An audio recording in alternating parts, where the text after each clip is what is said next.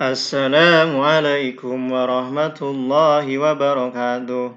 Bagaimana kabar semuanya? Mudah-mudahan dalam keadaan sehat walafiat ya. Oh iya, pada kesempatan kali ini kita akan membahas tentang soal pra PH 2 SKI semester 2 untuk kelas 5 ya. Semester 5 PH 2. Nah, kita akan membahas pra PH-nya. Hapus dulu. Nah, dalam pra PH ini Bapak kan kalau biasa disebut dengan tablik ya, tablik. Nah, di dalam soal ini berisi harusnya kan ada 20 soal pilihan ganda dan 5 isian. Nah, Bapak merubah semuanya menjadi pilihan ganda ya. Kita langsung saja ke yang pertama. Mushaf Utsmani dibukukan sebanyak, ini berarti Mushaf Utsmani berarti pada masa Utsman bin Affan. Berapa jumlahnya? 3, 4, 5, atau 6? Jawabannya adalah ya 6 buah. Yang kedua, garis keturunan Utsman bin Affan dan Rasulullah bertemu pada siapakah keturunan Utsman bin Affan dan Rasulullah bertemu? Jadi Utsman bin Affan dan Rasulullah itu adalah masih saudaraan tapi saudara jauh, tapi ketemu di satu eyang nih. Satu eyangnya itu siapa? Eyang yang sama. Nah, eyang yang samanya itu adalah Abdul Manaf bin Qusay. Ya. Udah? Yang pertama 6, yang kedua B. Abdul Manaf bin Qusay. Sudah, kita lanjut ke yang ketiga. Yang ketiga, nggak ketemu juga yang keempatnya. Sebelum masuk Islam, Utsman bin Affan mengetahui pribadi Rasulullah dari sahabatnya. Sahabat yang terdekat yang ditanyai oleh Utsman bin Affan tentang Islam, siapakah dia? Yaitu apakah Umayyah, Umar, Abu Bakar, atau Ali? Jawaban yang tepat adalah ya, Abu Bakar Siddiq. 4 sebelum masuk Islam, Utsman bin Affan adalah seorang ini gampang banget. Karena Utsman ini banyak kontribusinya terhadap umat Islam dalam masalah kekayaan. Orang yang kaya pada saat itu adalah pekerjaannya adalah pedagang. Ya. Jadi Utsman bin Affan adalah pedagang atau saudagar kaya. Kita langsung ke 5. Nah, langsung saja. Putri Rasulullah yang pertama kali menjadi istri Utsman atau Khalifah Utsman bin Affan ialah Ruqayyah, Aisyah, Fatimah, atau Ummu Kulsum? Jawabannya siapa? Ya, Ruqayyah. Jadi Ruqayyah itu istri pertama Khalifah Utsman bin Affan. Kalau ada istri pertama, ada istri kedua dong. Iya, ada istri keduanya. Jadi Ruqayyah meninggal pada masa perang Badar sehingga Utsman bin Affan ini tidak bisa mengikuti perang Badar, dan pada saat perang Badar Ruqayyah pun meninggal. Dan akhirnya ketika meninggal, Utsman bin Affan dinikahkan kembali dengan Ummu Kulsum yang menjadi putri Nabi Muhammad. Ini yang kedua nih. Yang keduanya Ummu Kulsum. Nah, sehingga ini masuk ke pertanyaan yang ketiga. Utsman bin Affan diberi gelar Dzunurain atau dua yang bercahaya. Karena alasannya adalah menikahi dua putri Rasulullah. Yang pertama Ruqayyah, yang kedua Ummu Kulsum. Sudah? Gampang ya ini ya. Ruqayyah dan Ummu Kulsum. RUU. Ruqayyah dan Ummu Kulsum. Selanjutnya 7. Di bawah ini adalah anggota dewan yang diangkat Khalifah Umar bin Khattab. Khalifah Umar bin Khattab. Kok ada Umar bin Khattab? Ini kecuali. Ini gampang banget sih cara ngafalinnya. Kita tahunya itu adalah Zaid bin Sabit. Zaid bin Sabit adalah orang yang sering ditunjuk untuk pembukuan Al-Quran.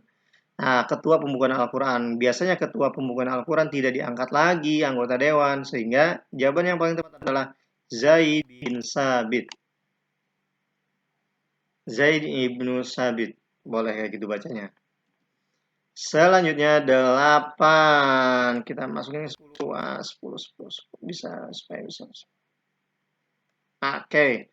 8. Utsman bin Affan diangkat menjadi khalifah pada tahun keberapakah Utsman bin Affan diangkat menjadi khalifah? 23, 24, 25 atau 26? Ada yang tahu? Ya, jawabannya adalah 23. Berarti Umar bin Khattab berakhir kepemimpinannya pada tahun 23 Hijriah ya. Nah, gitu cara ngingetnya. 9. Utsman bin Affan diangkat menjadi khalifah pada usia yang sangat tua sih Utsman bin Affan, yaitu pada tahun berapa? Pada umur berapa? Ya, 70 tahun. 10. Khalifah Utsman bin Affan wafat pada tahun ini masa pemerintahan yang paling lama di antara keempat khalifah, yaitu pada tahun 35 Hijriah atau 656 Masehi. Sudah 23 Hijriah, 70 tahun, dan 35 Hijriah. Ini berarti 12 tahun Utsman bin Affan menjabat sebagai khalifah. Lumayan lama ya. 11 bisa digabung nggak? Kita gabungin soalnya biar ini. Oke, 11. Dewan yang dibentuk oleh Khalifah Umar bin Khattab dipimpin oleh 11. Siapakah ya yang dibentuk oleh Umar bin Khattab? Yaitu adalah Abdurrahman bin Auf. 12. Masa pemerintahan Khalifah Ali bin Abi Thalib berlangsung dari tahun. Nah, kita tahu berakhirnya adalah Utsman bin Affan adalah 35. Maka di awalnya 35 berarti ini nih akhir dari Utsman bin Affan berarti awal dari Ali bin Abi Thalib. 35. Jadi 12 adalah C. 13. Jumlah saudara Ali bin Abi Thalib sebanyak 6 orang saudaranya. Sama Ali itu menjadi 7. Ini berasal dari atau bersumber dari Toha Putra kalau yang ini nih. 13 ya. Khusus. Soalnya kalau di buku Kemenak ini beda lagi soalnya. Oke. Kalau ada pertanyaannya berarti kita fokus ke sini. Sekarang sesuai dengan tablik. Oke, sudah dicatat? Ya sudah ya. Kita masuk ke 14. Perang yang terjadi antara pasukan Ali bin Abi Thalib dengan pasukan Muawiyah. Jadi pada saat itu ada dua kubu muslim yang berbeda pendapat tentang masalah kekhalifahan dan ada perdebatan. Nah, terjadilah perang. Perang tersebut dinamakan perang Siffin ya, perang Siffin. Nah, ini alasannya nih kenapa terjadi perang. Ke-15. Pengangkatan Ali bin Abi Thalib sebagai khalifah melalui proses pembaiatan kaum muslimin. Jadi pada saat itu kaum muslimin terbagi menjadi beberapa bagian dan pada saat itu tidak ada kesepakatan hasil mufakat sebagai pengangkatan khalifah. Sedangkan Ali bin Abi Thalib diangkat oleh sebagian besar kaum muslimin pada saat itu. Sehingga ada sebagian kaum muslimin lagi yang tidak sependapat tentang kekhalifahan Ali bin Abi Thalib karena pengangkatannya adalah dibaiat sebagian besar kaum muslimin. Oke, sudah? 16. Bisa nggak ke bawah 16? Oh, nggak bisa. 16. Kota baru yang dibentuk Khalifah Ali bin Abi Thalib bernama, dan kota ini juga sebagai ibu kota pada masa pemerintahan Khalifah Ali bin Abi Thalib untuk lebih mobile, untuk menjangkau atau memantau pemerintahan pada saat itu. Kota apakah yang dibentuk? Ya, kota Kufah. Ya, Kufah. 17. Salah satu peran Ali bin Abi Thalib dalam peperangan Perang Badar Al-Kubro, adalah Perang Badar Kubro. Berarti Ali bin Abi Thalib pernah mengikuti Perang Badar Kubro ya. Perang yang sangat besar pada saat itu. Perang Badar terjadi pada tahun 2, 3, 4, 5. Jawabannya adalah ya 2 Hijriah ya. Perang Badar Kubro itu 2 Hijriah.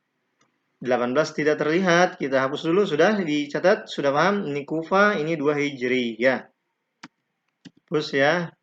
18.